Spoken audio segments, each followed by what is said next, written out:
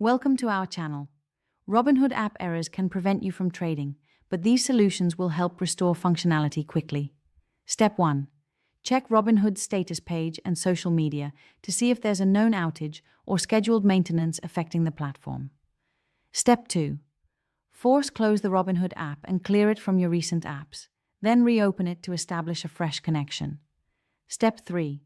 Verify your internet connection is stable by testing other apps, and switch between Wi-Fi and mobile data to see if that resolves the issue. Step 4. Update the Robinhood app to the latest version through the App Store or Google Play Store to fix known bugs. Step 5. Clear the app cache on Android through Settings and Apps, or delete and reinstall the app on iPhone. Step 6.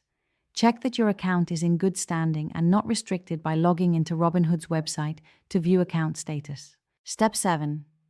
Restart your phone completely to refresh system processes that might be interfering with the app. Step 8. Contact Robinhood support through their help center if the issue continues, providing error messages and screenshots for faster resolution. Don't forget to like this video and subscribe to our channel.